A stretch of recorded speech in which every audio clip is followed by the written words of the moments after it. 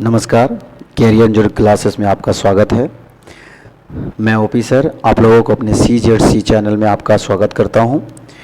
आज हम लोग बात करेंगे क्लास 9th का विज्ञान और मापन, पहला चैप्टर फिजिक्स का विज्ञान और मापन का ऑब्जेक्टिव क्वेश्चन देखेंगे। उससे पहले हम लोग देखते हैं कि मोटिवेशनल कोट कि कोई भी लक्ष्य इंसान के प्रयासों से बड़ा नहीं है। कोई भी लक्ष्य इंसान के प्रयासों से बड़ा नहीं है। हारा तो वो है जो इंसान ठीक से लड़ा नहीं है। ठीक है, चलते हैं क्वेश्चन नंबर 1 की ओर। क्वेश्चन नंबर 1 है हम लोगों का आज कि SI मात्रक कितने आधारी मात्रक है। SI मात्रक में कितने आधारी मात्रक हैं? ऑप्शन नंबर ए है आपके पास 3, option number B 4, option number C 9, option number D 7। ठीक है, तो बताइएगा कि SI मात्रक में कितने आधारी मात्रक होते हैं। तो मैंने बताया था कि SI मात्रक में कितने आधारी मात्रक होते हैं, तो हो जाएगा ऑप्शन नंबर डी 7। आधारी मात्रक की बात करें तो वह मात्रक जो किसी अन्य मात्रक पर निर्भर नहीं करता है, वह मात्रक जो किसी अन्य मात्रक पर निर्भर नहीं करता है उसे आधारी मात्रक कहते हैं। जबकि वह मात्रक जो आधारी मात्रक की सहायता से व्यक्त किया जाता है उसे व्युत्पन्न मात्रक कहते हैं। बात करते हैं जैसे कि हमसे कोई पूछ देगा कि लंबाई, ठीक है, तो लंबाई बताने के लिए ना मुझे किसी की ज़रूरत नहीं पड़ेगी। लेकिन अगर वहीं पे हमसे कोई पूछ देगा क्षेत्रफल, तो क्षेत्रफल बताने के लिए ना मुझे लंबाई की और चौड़ाई की दोनों की ज़रूरत पड़ेगी। तो देखिए, लंबाई बताने के लिए किसी की ज़रूरत नहीं पड़ रही है ना, तो लंबाई कौन राशि होगी? आधारी राशि होगी। लेकिन क्षेत्रफल को बताने के लिए आपको लंबाई और चौड़ाई की जरूरत पड़ रही है, इसलिए क्षेत्रफल कैसा राशि है? तो व्युत्पन्न राशि है। याद रखिएगा, आधारी राशि ना कुल 7 होते हैं।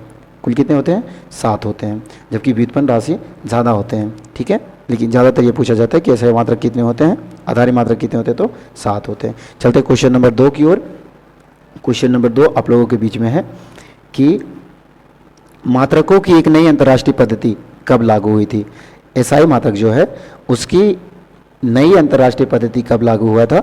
Option number A 1960, option number B 1961, option number C 1962, option number D 1959। बताइएगा कि मात्रकों की नई अंतर्राष्ट्रीय पद्धति कब लागू हुआ था। तो इसका आंसर होगा 1960 ईस्वी में। अंतर्राष्ट्रीय पद्धति जो है वो 1960 ईस्वी में पेरिस में एक जगह है सेवरे नाम का। ठीक है, तो जो अंतर्राष्ट्रीय पद्धति हुआ था ना, वो उनका जो माप था, उनका जो निर्धारण था वो पेरिस के निकट सेवरे में किया गया था। पेरिस के निकट सेवरे में किया गया था 1960 में। ये 11वीं मापतौल थी। कौन थी? 11वीं मापतौल थी। ओके ना, कोई आपसे ऐसे भी पूछ सकता है कि 11वीं मापतौल कब हुई थी, तो 1960 ईस्वी में हुआ था, सेवरे में हुआ था। उस समय मात्रकों की संख्या, आधारी मात्रकों की संख्या 6 था, लेकिन अभी वर्तमान में पूछेगा तो आधारी मात्रकों की संख्या था 7। इसमें एक को बढ़ाया गया है, पदार्थ के परिमाण को जोड़ा गया था। और बहुत अच्छा क्वेश्चन है, पूछा जाता है कि किस आधारी मात्रक को बाद में जोड़ा गया है। ठीक है ना, तो वो पदार्थ के परिमाण को जोड़ा गया है। ठीक है, चलते हैं क्वेश्चन नंबर 3 की ओर। क्वेश्चन नंबर 3 है आप लोगों के बीच में कि निम्नलिखित में से अदिश राशि कौन है। निम्नलिखित में से अदिश राशि कौन है? ऑप्शन नंबर ए विस्थापन, ऑप्शन नंबर बी त्वरण, ऑप्शन नंबर सी चाल, ऑप्शन नंबर डी वेग। तो इसमें से अदिश राशि कौन है बताना है। तो इसका अदिश राशि की बात करें तो होगा चाल। अदिश राशि कौन है? तो चाल है।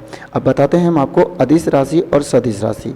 ठीक है, अदिश राशि वैसी राशि है जिसमें दिशा तो परिमाण तो होगा, इसमें परिमाण तो होगा लेकिन दिशा नहीं होगी, दिशा नहीं होगी, उसे अदिश राशि कहते हैं। ठीक है, परिमाण तो होगा लेकिन दिशा नहीं होगा। और जिसमें परिमाण और दिशा दोनों बताता है, जिसमें परिमाण और दिशा दोनों बताता है ना, उसे सदिश राशि कहते हैं। उसे क्या कहते हैं? सदिश राशि कहते हैं। ठीक है, उसे क्या कहते हैं? सदिश राशि कहते हैं। तो आपसे पूछेगा कि अदिश राशि कौन है, तो इनमें से ऑप्शन के अनुसार से चाल जो है हम लोगों का अदिश राशि है। चलते क्वेश्चन नंबर 4 की ओर। क्वेश्चन नंबर 4 आप लोगों के बीच में है कि निम्नलिखित में से सदिश राशि कौन है। निम्नलिखित में से सदिश राशि कौन है? ऑप्शन नंबर ए समय, ऑप्शन नंबर बी तय की गई दूरी, ऑप्शन नंबर सी त्वरण, ऑप्शन नंबर डी चाल। ठीक है, तो सदिश राशि बताना है आप लोगों को, तो हो जाएगा इसका आंसर निम्नलिखित में से सदिश राशि कौन है, तो हो जाएगा ऑप्शन नंबर सी त्वरण। त्वरण जो है हमारा क्या है, सदिश राशि है। ठीक है, इसका एक बहुत ही अच्छा है, बार बार वो क्वेश्चन पूछा जाता है, वित्त वेव। ठीक है, ये ट्रिक है, वित्त वेव। वी से विस्थापन, वी से क्या हो गया, विस्थापन, विस्थापन, ता से त्वरण, ता से क्या हो जाएगा, त्वरण। ठीक है ना, वे से वेग, वे से वेग, बा से क्या हो जाएगा, बल। ये सारे क्या है, ये सारे,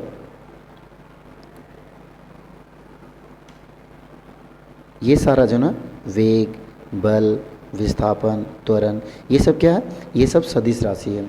ठीक है, ये सब सारा सदिश राशि, और ये ज़्यादा पूछा जाता है। त्वरण, विस्थापन, वेग, बल कैसी राशि है, तो बता दीजिएगा, वित्त वेव, यानी कि सदिश राशि है। चलते हैं क्वेश्चन नंबर 5 की ओर। क्वेश्चन नंबर 5 है आप लोगों के बीच में कि वेग का ऐसा मात्रक होता है, वेग का ऐसा मात्रक होता है, क्या होता है वेग का मात्रक।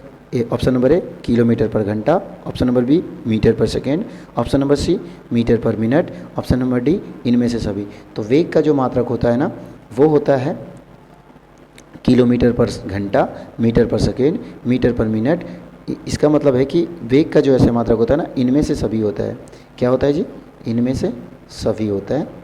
ठीक है, इनमें से सभी, मतलब कि किलोमीटर पर घंटा, मीटर पर सेकेंड और मीटर पर मिनट, ये सभी होता है वेग का ऐसे मात्रक। ठीक है ना, याद रखिएगा, वेग का मात्रक होता है किलोमीटर पर घंटा, मीटर पर सेकेंड, मीटर पर मिनट, सभी होता है। चलते हैं क्वेश्चन नंबर 6 की ओर।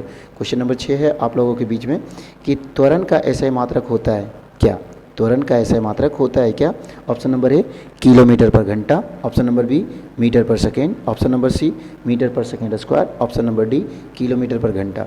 तो त्वरण का ऐसा मात्रक होता है मीटर पर second square, option number C metre पर सेकेंड स्क्वायर। त्वरण की बात करें ना, तो ए बराबर, मतलब त्वरण बराबर होता है भी माइनस यू बटा में टी, यानी कि अंतिम वेग घटाव शुरुआती वेग बटा में समय, ये त्वरण का फॉर्मूला होता है।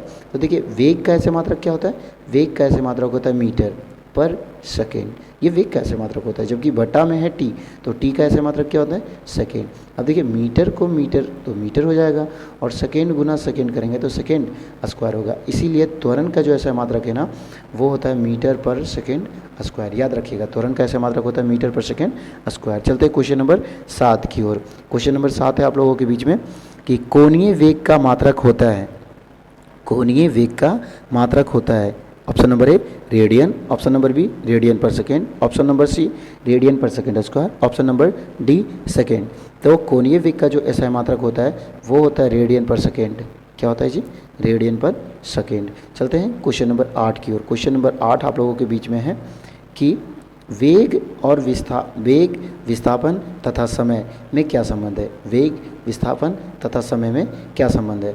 तो ऑप्शन नंबर ए वेग बराबर समय बटा विस्थापन, बी वेग बराबर विस्थापन बटा समय, सी वेग बराबर विस्थापन प्लस समय, डी वेग बराबर विस्थापन माइनस समय।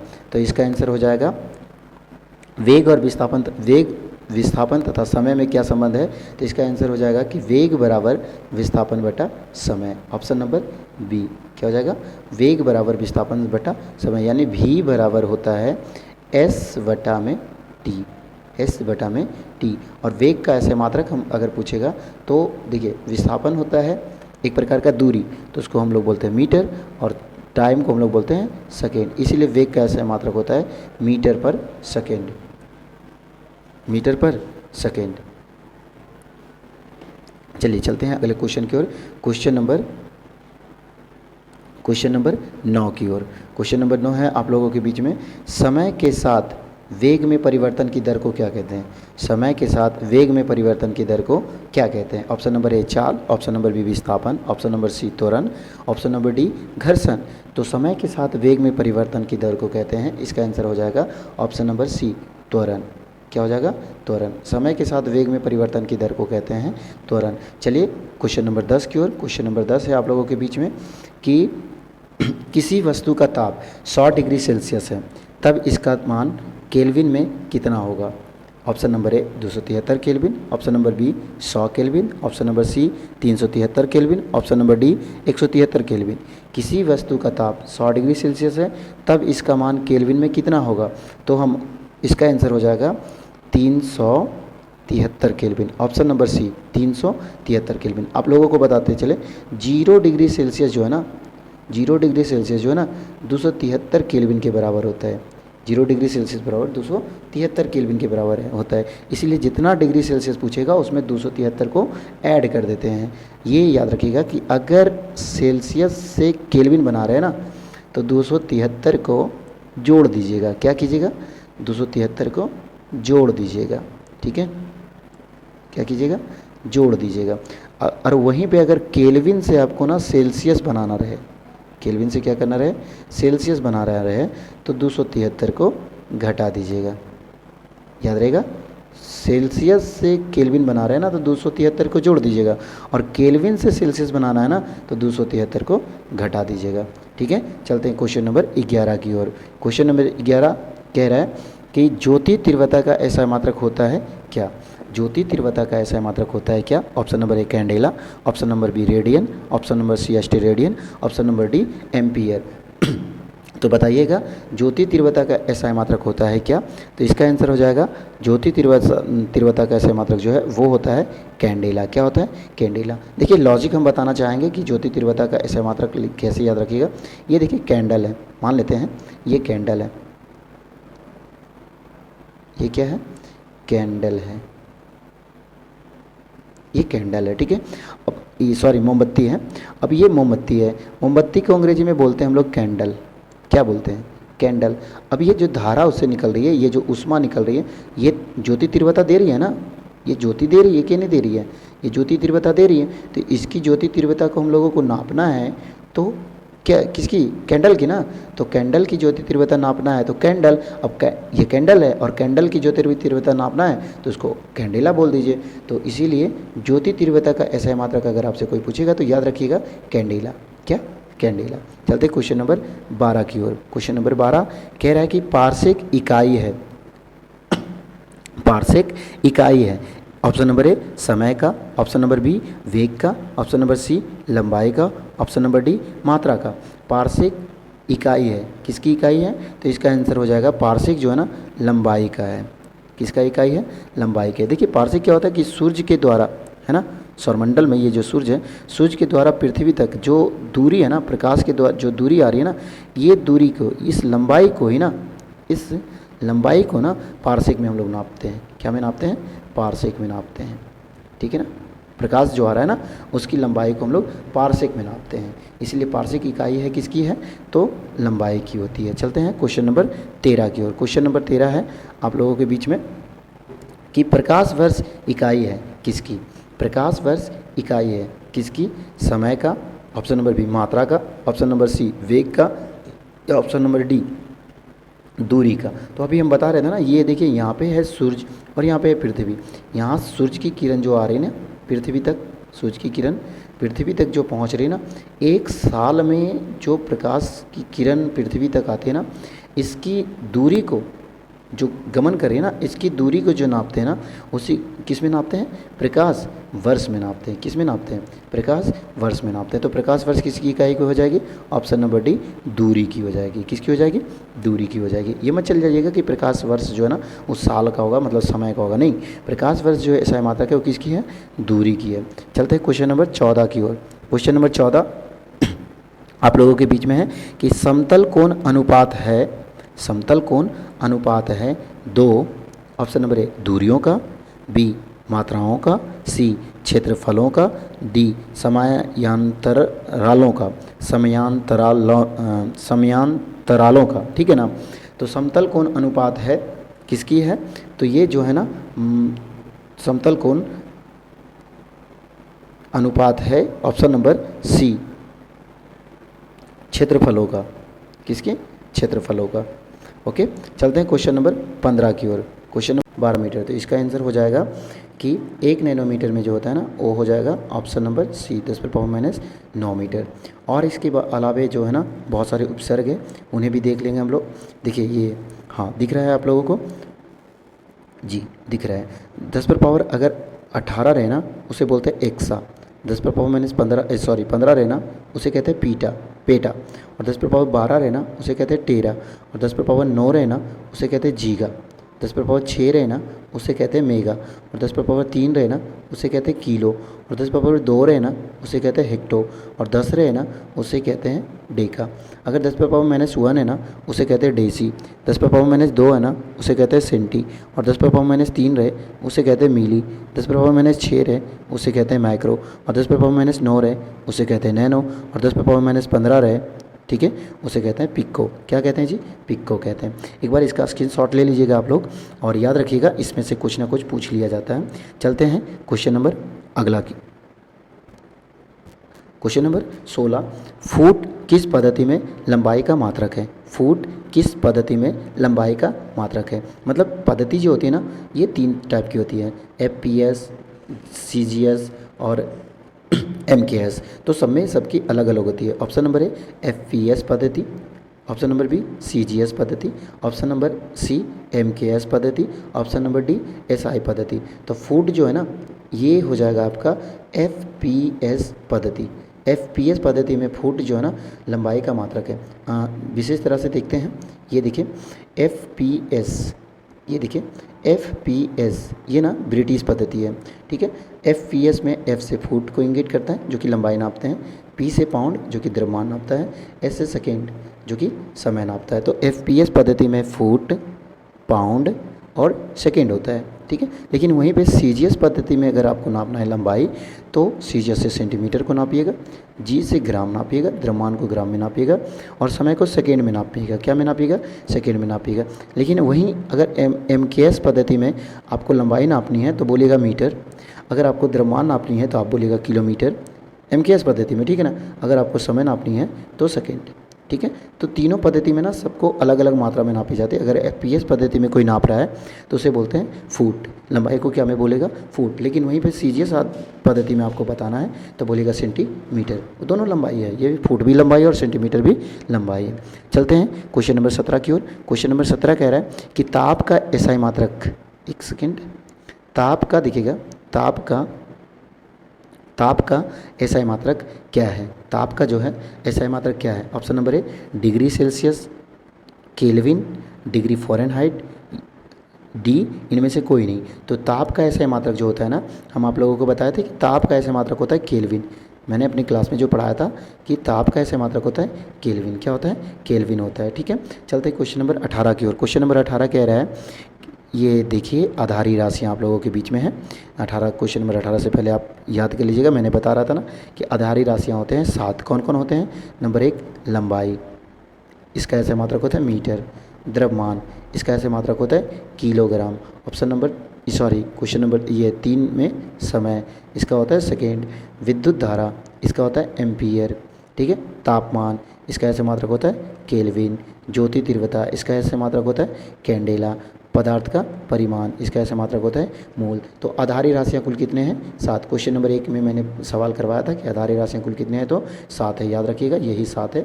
इसका स्क्रीनशॉट आप ले लीजिएगा और देख लीजिएगा एक बार। चलते हैं क्वेश्चन नंबर नेक्स्ट की ओर। क्वेश्चन नंबर नेक्स्ट कह रहा है कि पृथ्वी की मात्रा है, पृथ्वी की मात्रा है कितनी है?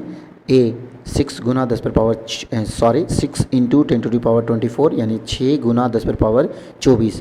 ऑप्शन नंबर बी 10 पर पावर 20 kg।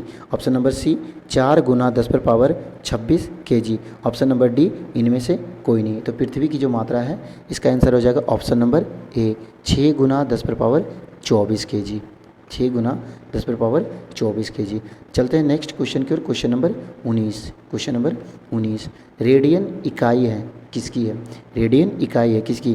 ऑप्शन नंबर ए समतल कोण की, ऑप्शन नंबर बी घन कोण की, ऑप्शन नंबर सी दोनों की, ऑप्शन नंबर डी इनमें से कोई नहीं की। तो रेडियन इकाई जो है ना वो है आपका ऑप्शन नंबर बी घन कोण की, ऑप्शन नंबर बी घन कोण की। जबकि बात करेंगे समतल कोण की, किसकी होती है? समतल कोण की। जबकि अस्टेरेडियन की बात करेंगे तो वो होती है घन कोण की। किसकी होती है? घन कोण की होती है। इसका आंसर हो जाएगा, एक सेकेंड, इसका आंसर हो जाएगा समतल कोण। रेडियन किसकी है? समतल कोण की है। जबकि अस्टेरेडियन की बात करेंगे तो वो हो जाएगा घन कोण की।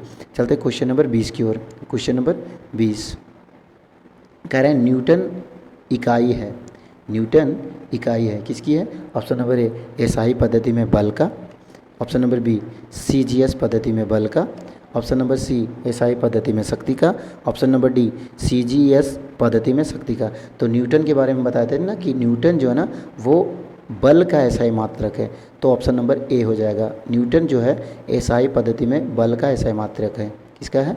बल का SI मात्रक है, ठीक है ना। ऑप्शन नंबर 21 की ओर, क्वेश्चन नंबर 21 की ओर चलते हैं कि कार्य का मात्रक है क्या? कार्य का मात्रक है क्या? Option number A joule, option number A joule, option number B newton, option number C watt, option number D dyne. तो कार्य का SI मात्रक जो होता है, याद कीजिएगा, कार्य का SI मात्रक होता है जूल। क्या होता है? कार्य का SI मात्रक होता है जूल, ठीक है। चलते हैं क्वेश्चन नंबर 22 की ओर, क्वेश्चन नंबर 22। क्वेश्चन नंबर 22 कह रहा है कि प्रकाश वर्ष किसकी इकाई है? ऐसा क्वेश्चन पहले भी हो चुका है कि प्रकाश वर्ष किसकी इकाई है। ऑप्शन नंबर ए दूरी की, ऑप्शन नंबर बी समय की, ऑप्शन नंबर सी प्रकाश की, ऑप्शन नंबर डी धारा की। तो प्रकाश वर्ष एक SI मात्रक है किसकी? दूरी की है, ठीक है। क्वेश्चन नंबर 23 की ओर, क्वेश्चन नंबर 23 कह रहा है कि बल का SI मात्रक, सॉरी यहाँ पे न्यूटन नहीं होना चाहिए, बल का SI मात्रक क्या है? बल का SI मात्रक क्या है? बल का SI मात्रक क्या है? Option number A kelvin, option number B newton, option number C pascal, option number D volt. तो बल का SI मात्रक हो जाएगा ऑप्शन नंबर बी न्यूटन। बल का SI मात्रक क्या हो जाएगा? न्यूटन। चलते क्वेश्चन नंबर 24 की ओर, क्वेश्चन नंबर 24 कह रहा है कि मापन मुख्य रूप से एक प्रक्रिया है। मापन मुख्य रूप से एक प्रक्रिया है। ऑप्शन नंबर ए गणना की, ऑप्शन नंबर बी बदलने की, ऑप्शन नंबर सी तुलना करने की, ऑप्शन नंबर डी अंतर स्पष्ट करने की। तो मापन जो है ना एक प्रकार की प्रक्रिया है, क्या करने की? तो तुलना करने की। क्या करने की? तुलना करने की। ऑप्शन नंबर सी इसका आंसर हो जाएगा। क्वेश्चन नंबर 25 की ओर चलते हैं, क्वेश्चन नंबर 25 की ओर। क्वेश्चन नंबर 25 है आप लोगों के बीच में कि SI मात्रक में कितने आधारी मात्रक हैं? SI मात्रक में कितने आधारी मात्रक है? ये भी क्वेश्चन पहले हो चुका है, इसका आंसर हो जाएगा 7। SI मात्रक में कितने आधारी मात्रक है? तो हो जाएगा 7। क्वेश्चन नंबर 26 की ओर, क्वेश्चन नंबर 26 कह रहा है कि इनमें से कौन आधारी राशि नहीं है? देखिएगा ध्यान से, इनमें से कौन आधारी राशि नहीं है? तो सातों को मैंने पढ़ाया था, इनमें से कौन आधारी राशि नहीं है? ए द्रव्यमान, ऑप्शन नंबर बी वेग, ऑप्शन नंबर सी समय, ऑप्शन नंबर डी विद्युत धारा। तो इनमें से आधारी राशि कौन नहीं है? तो इसका हो जाएगा आधारी राशि। ध्यान से देखिएगा, ठीक है। तो इसका आंसर हो जाएगा, बताइएगा तो थोड़ा, क्योंकि मैंने आधारी राशि का लिस्ट आप लोगों को दिखाया था, द्रव्यमान, वेग, समय या विद्युत धारा। तो इसका हो जाएगा वेग। क्या हो जाएगा जी? वेग। वेग जो है ना आधारी राशि की लिस्ट में नहीं आता है, जो मैंने दिखाया था 7 लिस्ट, उसमें वेग नहीं आता है। चलते हैं क्वेश्चन नंबर 27 की ओर। क्वेश्चन नंबर 27 कह रहा है कि 1 kg बराबर होता है क्या? ऑप्शन नंबर ए 10 kg के, ऑप्शन नंबर बी 50 ग्राम के, ऑप्शन नंबर सी 100 ग्राम के, ऑप्शन नंबर डी 1000 ग्राम के। तो ये तो इजी क्वेश्चन है, बच्चा वाला सवाल है कि 1 kg में कितना ग्राम होता है? तो 1000 ग्राम होता है। कितना होता है जी? 1000 ग्राम होता है। चलते हैं क्वेश्चन नंबर 28 की ओर। क्वेश्चन नंबर 28 कह रहा है कि किसी राशि के परिमाण के पूर्व विवरण के लिए आवश्यक है। किसी राशि के परिमाण के पूर्व विवरण के लिए आवश्यक है क्या? मात्रक, ऑप्शन नंबर बी संख्याक, ऑप्शन नंबर सी मात्रक और संख्याक दोनों, ऑप्शन नंबर डी इनमें से कोई नहीं। तो ये भी मैं अपना थ्योरिकल जो पार्ट था मैंने उसमें पढ़ाया था कि किसी भी राशि के परिमाण को पूर्ण विवरण के लिए, पूर्व विवरण नहीं होगा, पूर्ण विवरण होगा। पूर्ण विवरण के लिए क्या आवश्यक है? तो मात्रक जरूरी है और संख्या जरूरी है, दोनों जरूरी है। किसी भी चीज़ का, जैसे कि हमको कोई बताएगा कि आप आटा लेके आ रहे हैं तो कितना लेके आएंगे, तो सिर्फ 5 बोलेंगे तो काम नहीं चलेगा, या सिर्फ kg बोलेंगे तो काम नहीं चलेगा। उसका पूर्ण विवरण देने के लिए हमको मात्रक भी बताना पड़ेगा, मात्रक भी बताना पड़ेगा और संख्या भी बताना पड़ेगा, यानी कि पूरा जोड़ के बोलना पड़ेगा 5 kg। क्या बोलना पड़ेगा? 5 kg, ठीक है। चलते क्वेश्चन नंबर 29 की ओर। क्वेश्चन नंबर 29 कह रहा है ना, ल्यूमेन किसका मात्रक है? ल्यूमेन किसका मात्रक है? ज्योति तीव्रता का, ज्योति फ्लक्स का, उपर्युक्त में से दोनों का, या इनमें से कोई नहीं? ल्यूमेन किसका मात्रक है? ऑप्शन नंबर ए ज्योति तीव्रता का, ऑप्शन नंबर बी ज्योति फ्लक्स का, ऑप्शन नंबर सी उपर्युक्त में से दोनों का, ऑप्शन नंबर डी इनमें से कोई नहीं। तो ल्यूमेन जो है ना वो है आपका ऑप्शन नंबर बी ज्योति फ्लक्स का। ज्योति फ्लक्स का ऐसे मात्रक होता है ल्यूमेन। क्या होता है जी? ल्यूमेन। जबकि ज्योति तीव्रता का होता है कैंडेला।